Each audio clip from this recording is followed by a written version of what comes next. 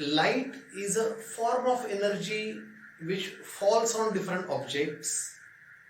We also know that that is a small spectrum of total electromagnetic radiation, a small part of that radiation, which our eye senses, or these optical points of your eye, your rods and cones are sensitive to some spectrum that our brain perceives as image, and we can understand that whatever is, those rays are concentrated on the retina, they are sensed by optical points and they are sent through optical nerve to your brain, and your brain can interpret them. That's the light. So that makes us possible to see surrounding. When light falls on some object, it reflects. When light falls on some transparent objects, it passes through those objects or it transmits through them. That is called as refraction of light. Lenses is a typical example through which light refracts. Today, of course, in this small session, we'll talk about these lenses in particular. Light refracts through transparent medium, but lenses are two surfaces which are put together, either bulged like this in the middle, or they are depressed like this. So there may be a kind of concave shape like this or convex shape like this. That is, there are two types of lenses. One is convex lens, other one is of course concave lens. So through these bulged lenses or convex lenses, also called as converging lenses, the rays which are coming parallel come together or they converge to a specific point. That point is called as focal point. I'll just draw that so that we can understand. If this is a convex lens and there are rays coming parallel and hitting this, and this is a, say, principal axis, this is optical center. All rays, they converge and meet at a point. This is called as focal point. We can have one more point which is equal to 2f. On both the sides we'll draw them, f and 2f. So these are in general kind of way we can present a convex lens. And if it is a concave lens, again it will have this principal axis, and if the rays are hitting parallel to this, they diverge.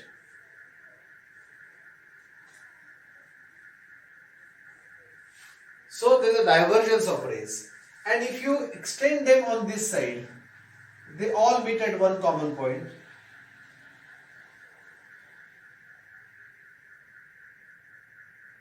So this is again f. F on this side also we'll just draw. So they are diverging lenses.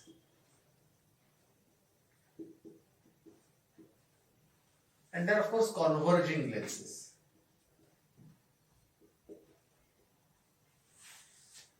Or we also call them concave and convex. So convex and concave lenses, typically we use them for a variety of reasons. These are commonly used in spectacles of your age, those who are wearing specs. They always have these kind of concave lenses to correct that short or nearsightedness. They cannot see something at a distance clearer. By using concave lenses, the vision is corrected. As against those who are of my age, often need some spectacle to read a newspaper or to see small things which are nearby. So these kind of lenses, they are used in such spectacles. So other than that, of course, we use these lenses more often, like a magnifier, we use them. They are also used in microscopes or binoculars or even telescopes. So lenses are in use for a variety of applications. Now lenses do have, image formation as a part of them. We'll discuss today, before we come to the activities, that how images are formed when we use convex lens in particular. In concave lenses, all images are virtual. So you know that images which can be seen but cannot be taken on any screen, or they are not a photographic kind of images. They are virtual images. Like in mirrors, we know when you look into a plane mirror, that image is always virtual. Same way, concave lens produces always virtual images, as against convex produces real images, and in one situation it also creates virtual image. We'll try to see images formed by convex lens in particular. You know, lens has one object on one side, object on one side, image on the other side. Say, take a look. If this is a lens again, and if I draw the principal axis like this, if this is f, this is 2f. 2f is nothing but double the distance of f. There is nothing for you to remember it much. This is f, this is 2f. We'll call this point as O, and this is your principal axis, P. Now when rays come parallel from a distant object, they bend through this and meet at F. So image of the distant object, for example, if you are taking image of the sun, many children at young age must have tried that. They hold lens and a paper under that and take a focus of sun onto the paper, and after a while that paper starts burning. What you are doing is exactly getting an image of the sun on paper at F. So at F, all rays, they converge, form the image. So when the object is far from like infinity, then it is at infinity, then all rays will definitely pass through F and they'll meet at F. Image will form here. But when the object is, say, at some different distances, let us try to see what happens with the image. I just draw it again. Let us place the object little outside of 2f. There are a couple of rules which we should know before we start actually drawing the ray diagram for it.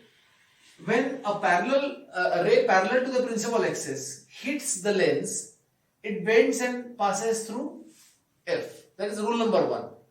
Second rule, the oblique ray which is passing through this optical center O will continue to travel without any change in the direction. No deviation, it goes straight. So if you remember these two things initially, we can begin to draw the ray diagram. If I take one ray, there are multiple rays starting from every point of this object. So if I take one ray going parallel, hitting this lens, refracts and passes through F and continues.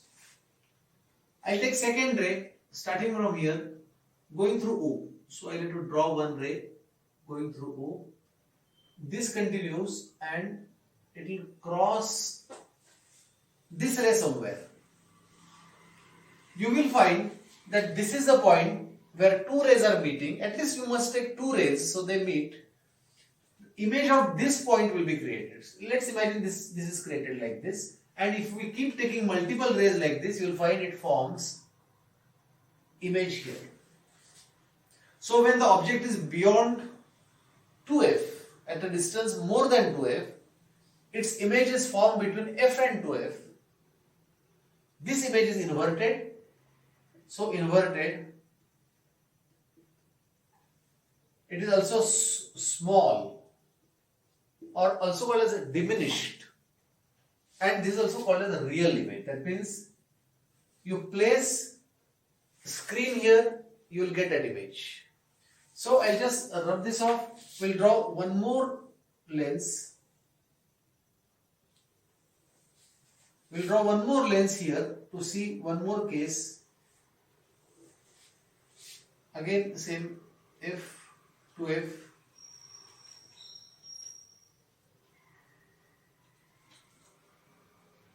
F to F. If I place object between F and 2F, again same thing, one ray goes straight, being it is a parallel to principal axis, it refracts and passes through F, fine. Other ray passing through O, that is optical center, will continue to travel like this and will cross this somewhere. Now this point is the point of this arrowhead, and other, if we continue taking the image, you will find it forms a complete image here. Now what does that signify? You will find the object is between F and 2F. Image is beyond 2F. This image is magnified.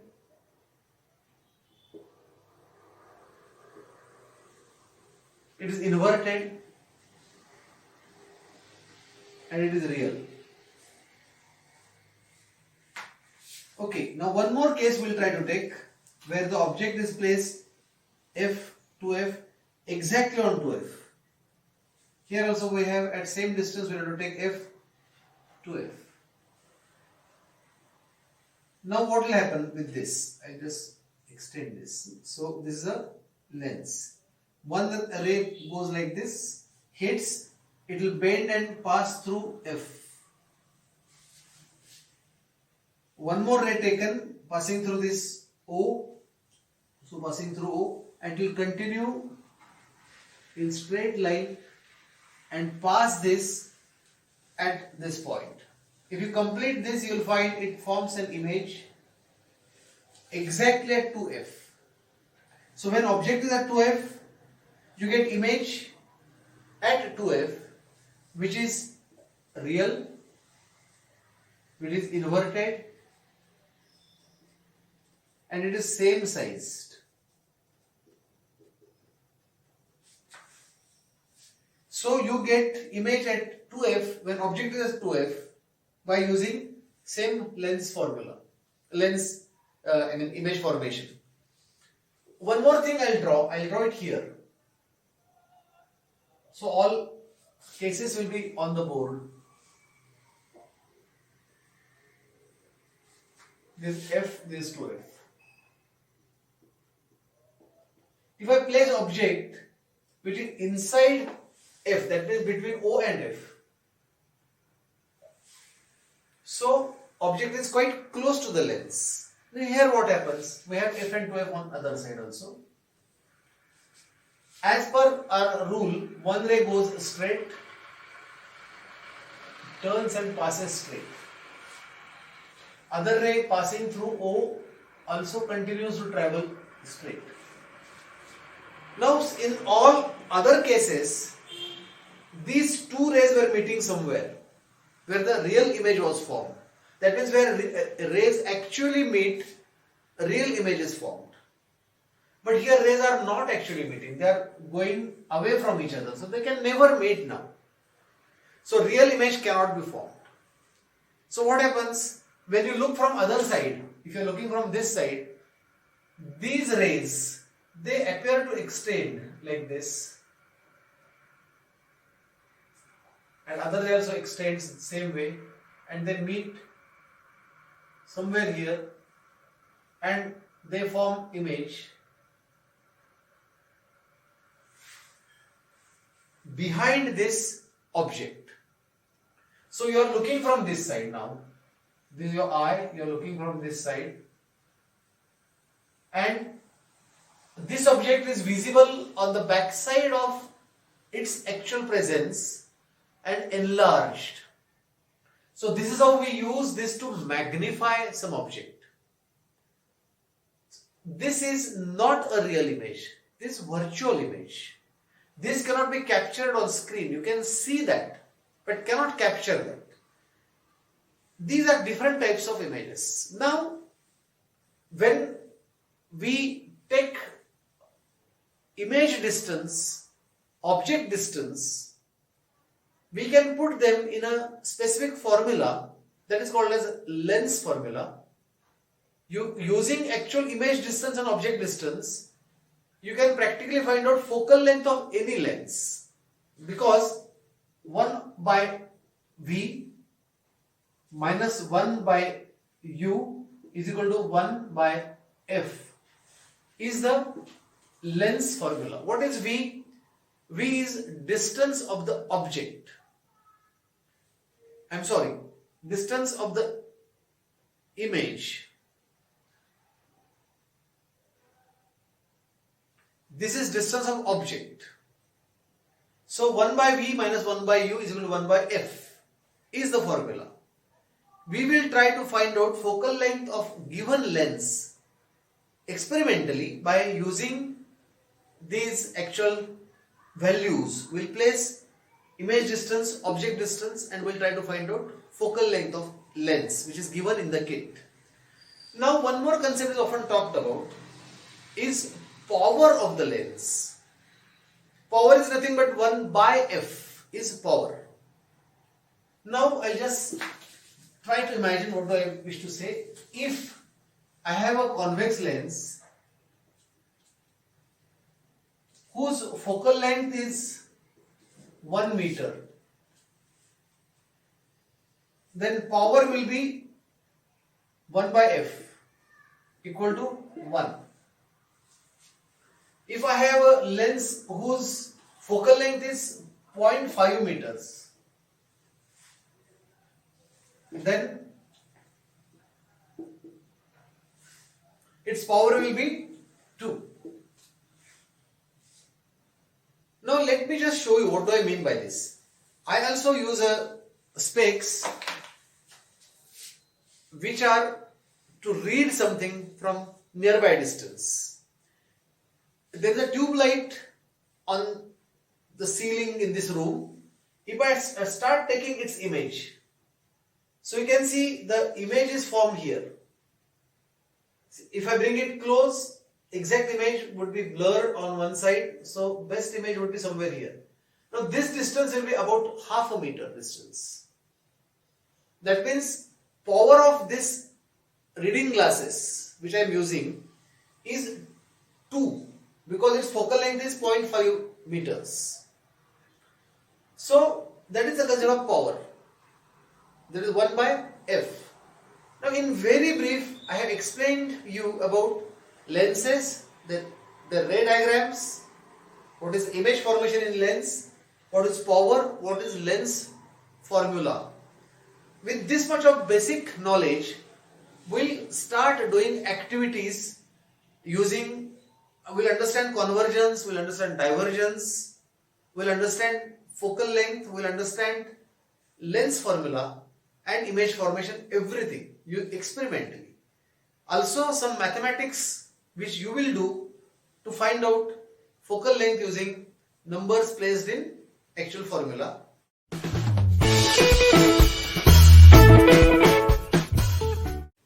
Get ready for wonderful activities using convex lens and of course concave lens.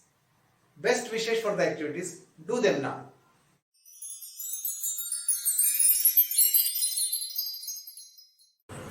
Let us try to understand concept of convergence and divergence using this simple foam piece and these wooden sticks.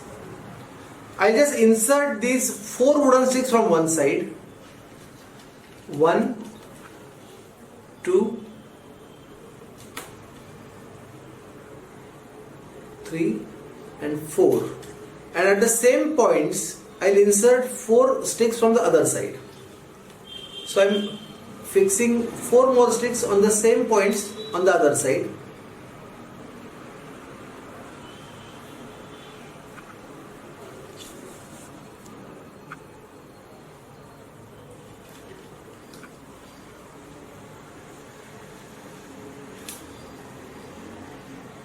So if I consider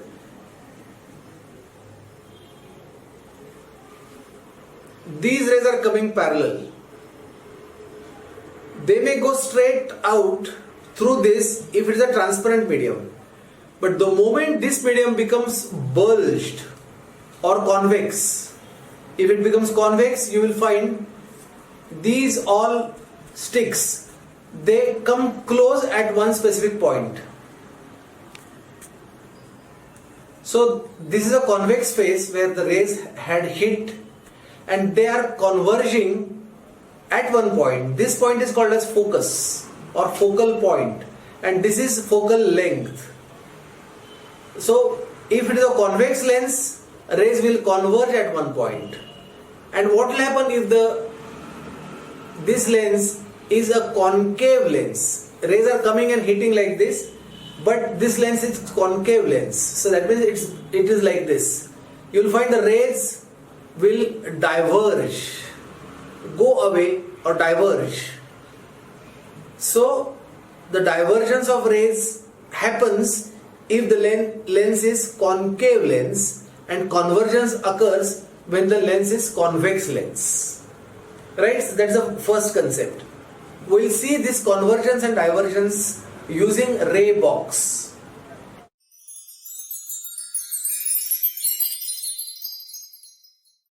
This is a convex lens.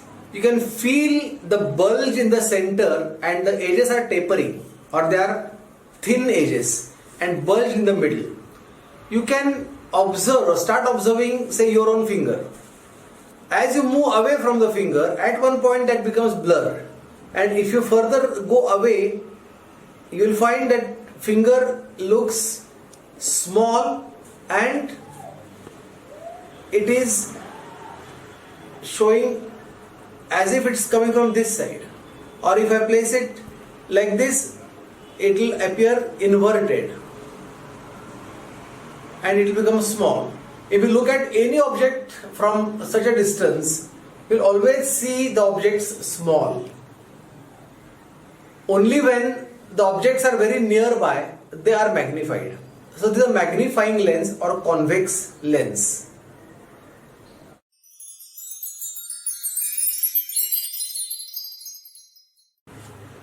Now I have this concave lens in my hand. This is thin in the edge, in the middle, and thick at the edge.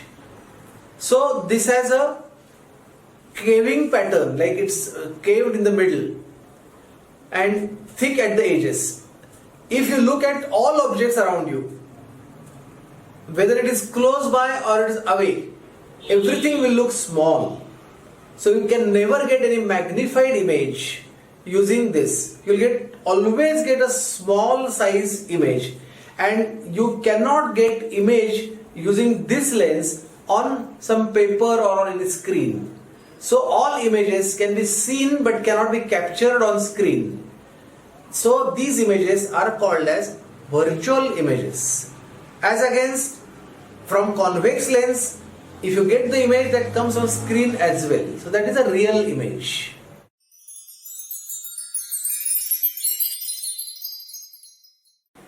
We will prepare a ray box using this pre-punched sheet. Let us first remove the paper pieces from the slits.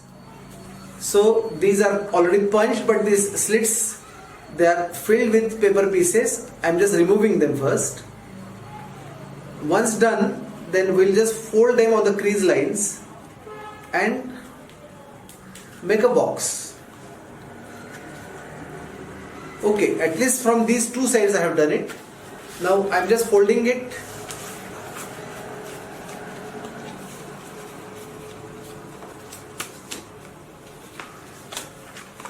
Okay. So now again fold on these sides also, vertical sides. Just bring these all parts together and lock them using paper clips. I have a lot of paper clips. I am just locking them on different sides, placing one or two paper clips.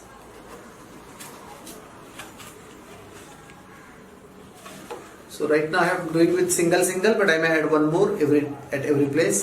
So this becomes a box in which we'll use torch to get rays and see effect. Okay, this is done. So let's go for next activity after this is completely done. So one side is with lot of windows, other side is a single slate. In this ray box, we have these parallel slits. The light beam from quite a distance, like you should place the source of light like a torch or mobile torch quite away, at least 2 feet away. So parallel beam will come into this, and then we have to place a lens, whether it is convex or concave, near these slits. We have one foam piece of this size. Place this foam piece into the ray box. It will fit, so it is perfectly inside, and there is a scale starting from 0. So we have to align this 0 to these slits from inside. So place this scale with its 0 coming near these slits, and then it's easy. Here in between this gap of foam and this box, wall of this box, you can insert the lens. That will stand because there is a foam to support it. So lens will easily stand here, and you can get rays converged or diverged depending on whether it is convex or concave lens respectively. You can easily see convergence, and when they converge, they'll meet at focal point or focus. So you can measure the focal length also of the convex lens, because convergence is only with convex lens. So we'll do activity of placement of a lens and what happens to the parallel beam. We'll see. I am holding torch of my mobile quite away from this ray box. There are slits, and through these slits the rays are straightway going onto the other side of the box. They are almost parallel rays. So that is nothing but called as rectilinear propagation of light. That light travels in straight line. You can easily see this. Now I am placing this convex lens in near these slits in this box. Now let us take a look. I have placed this convex lens, and you can see that the rays are converging at one point. So this point is focal length of the lens. Now you may not be able to see that number, but it should be somewhere close to 10, because 10 is the focal length of this lens. So you can directly find focal length by simple method of ray box. So you may get 9 or 10 depending on the straightness of this light.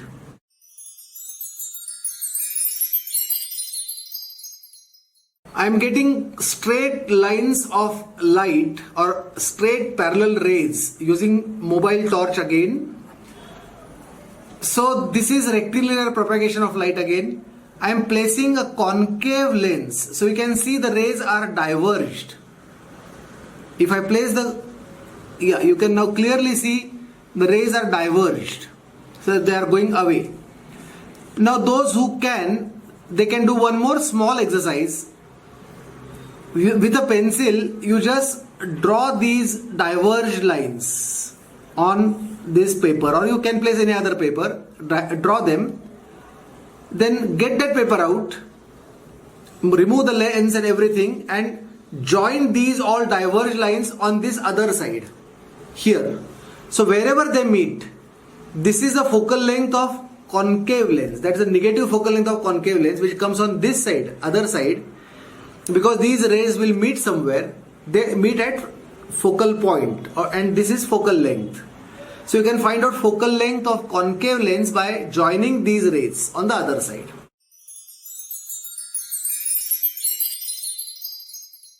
While doing the image formation activities of lenses or mirrors, whatever, we must have object, image and actual lens in one straight line, and while moving them forward or backward also they should be in one line, and that is achieved in laboratories by using optical bench.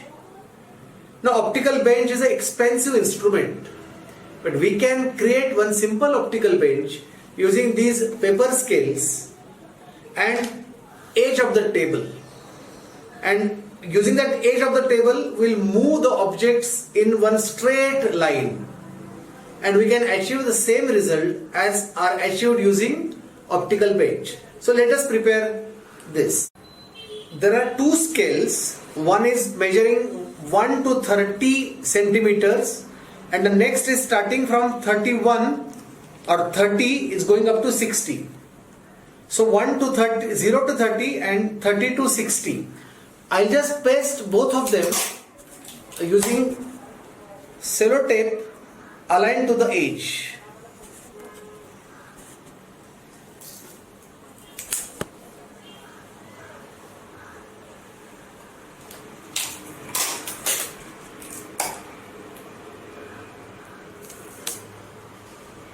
So first 30 are done, then I'll start with next scale.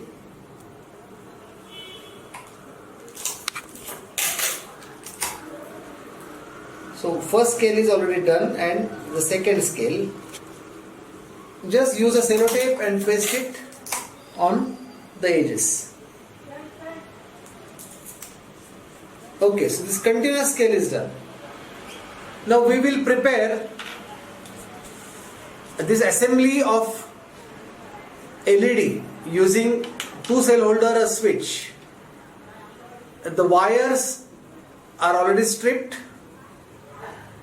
I'll just roll them so that they become a single strand or single thread using so many strands of fine wires. Same here as well.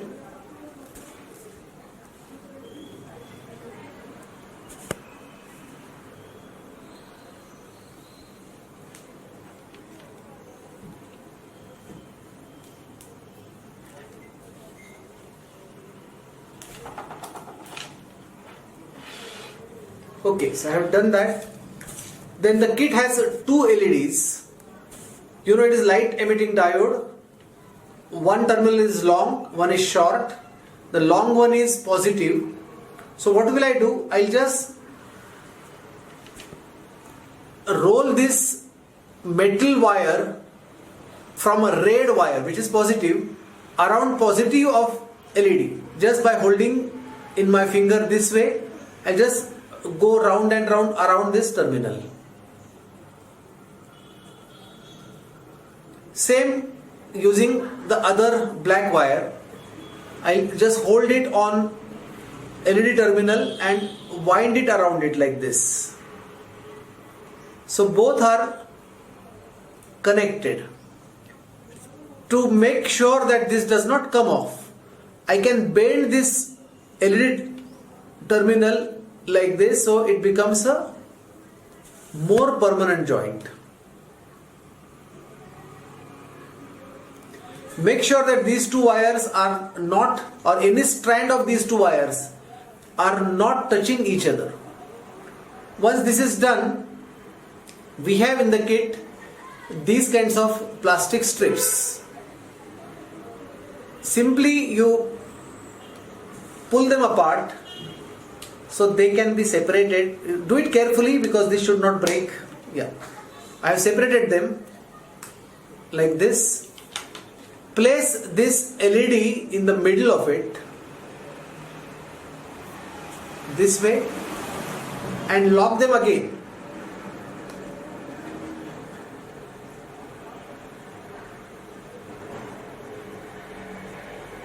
So your LED stand is getting ready.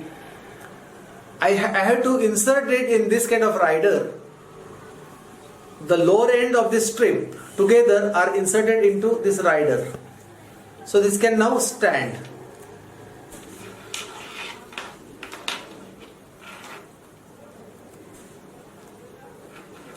So this becomes a stand like this.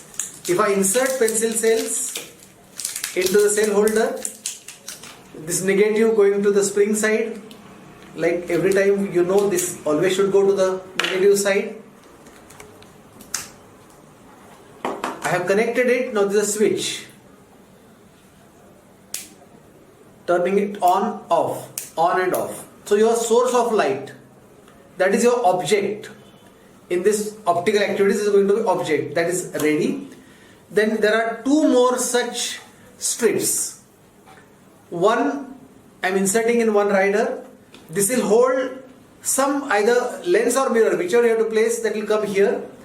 And third one, that is to be used like a screen. I have this piece of paper or card, just inserting that card into this slit between the two strips. So this can stand as a screen. So your object, your actual optical device, or which is lens or mirror, and screen. This makes the basic things for working of optical bench.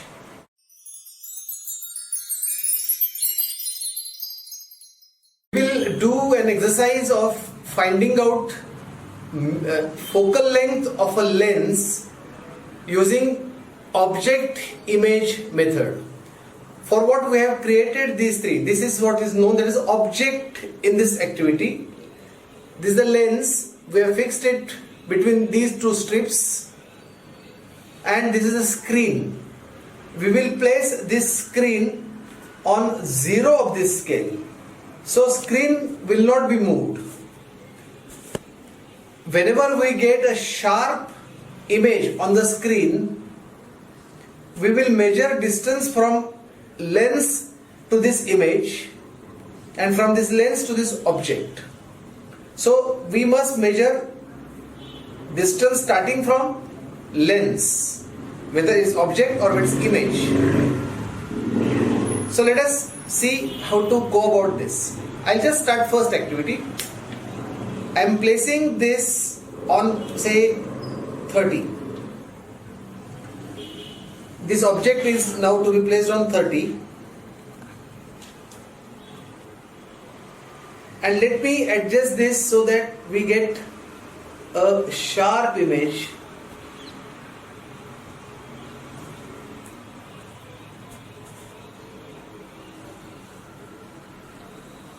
Well, we take the object at 40 initially. Let us go for 40.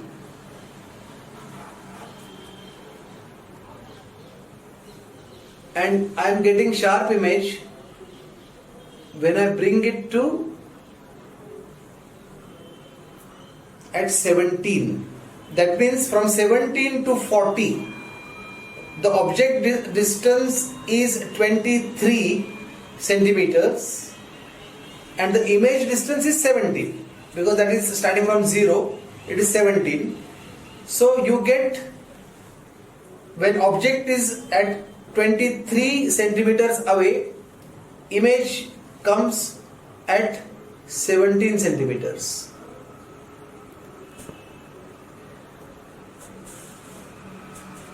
We will start the readings one by one. The screen is placed at 0.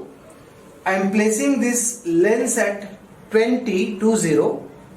That means distance between image that is formed on screen and lens is 20 centimeters. And if I look at the object, that is coming at 40. So that means distance between lens and object is again 20, because this is at 20, this is at 40. The difference between the two is again 20. So same distance between object and lens and image, right? Now what will I do? I'll just change or increase this distance to, say, 50. So I'm placing this object at 50. To get the image, I have to move this. So I'm moving it. I'm getting image at, and you can see now the image is very small. Earlier it was of same size of that of this LED. Now this is looking very small, diminished image. and it is always inverted. If I place my finger on top of this, that is appearing to be touching this image from bottom. That means it is inverted. Okay, so look at the readings now. This is coming at 14. First reading I'll write. Initially I took 20, 20. Now I am getting the object is placed at 50. This is at 14. That means the distance from lens to object is 36. And this lens to image is 14.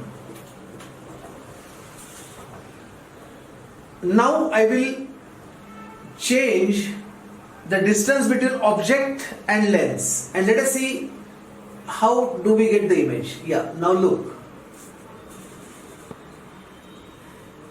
This is the image of same LED. I can touch this LED from bottom.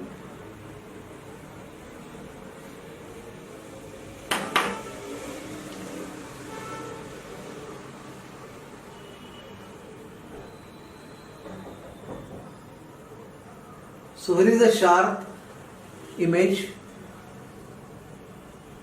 It is quite enlarged, so I just hold it this way so it will be more clear.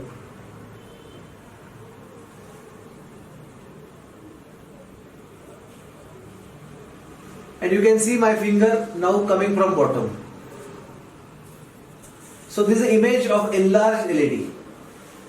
It is now, if I take the readings,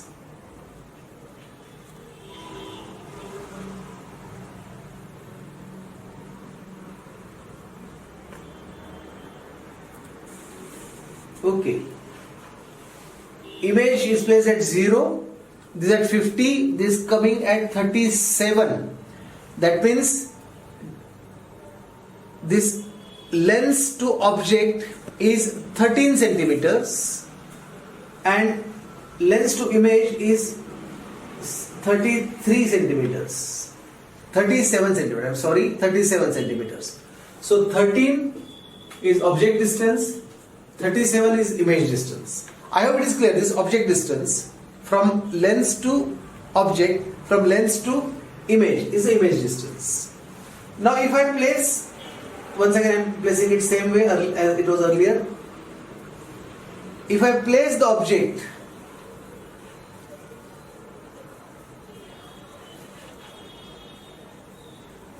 somewhere here, say at 17, if I place.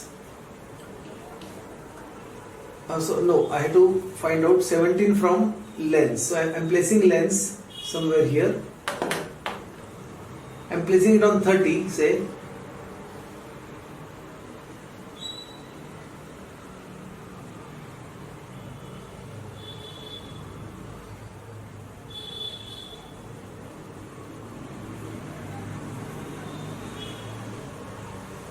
So I'll get image somewhere far behind this. So I'll have to move this way. If the object and image have very less distance between them, see if I make the distance as 15. Object distance I am taking at 15. And I'll get image. I am getting that image.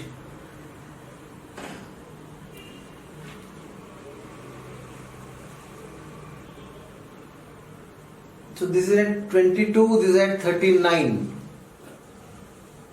That means it is coming to 17. This is 17 and this is coming out to 22. Okay. If I bring it close or if I move it away, I'll get smaller images.